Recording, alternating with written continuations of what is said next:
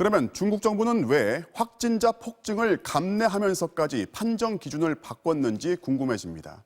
보다 많은 환자를 적극적으로 치료하겠다는 선의도 분명 있겠지만 다른 나라보다 유독 높은 치사율을 낮추기 위한 속내도 있어 보입니다.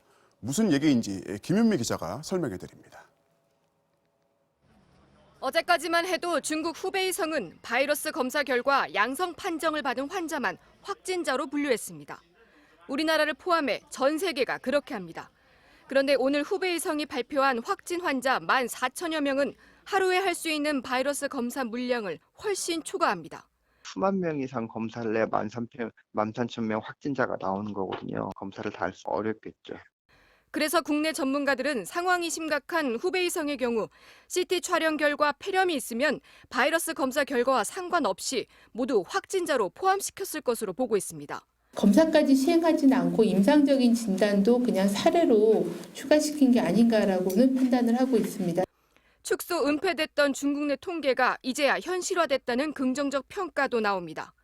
하지만 중국이 이렇게 바이러스 검사도 하지 않은 환자를 확진 환자 수에 넣은 건 현실적인 이유가 따로 있을 거란 분석도 나옵니다.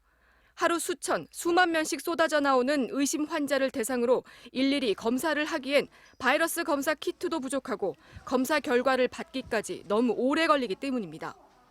후베이성에서 베이징으로 검체를 이송해 결과를 받기까지 일주일이 걸린다는 얘기도 있습니다.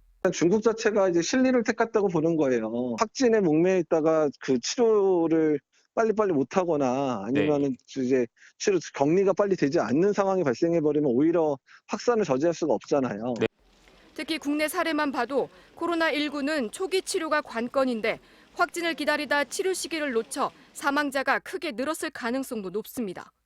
또 한편으론 이렇게 확진 환자 수를 대폭 늘려 코로나19 사망률을 낮추는 효과도 있습니다.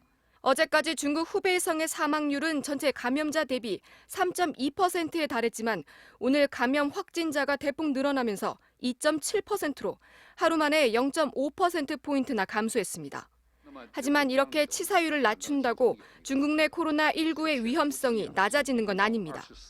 오히려 들쑥날쑥한 고무줄 통계 때문에 전 세계 코로나19에 대한 대응에 혼란만 부추기고 있다는 비판도 나옵니다. MBC 뉴스 김유미입니다.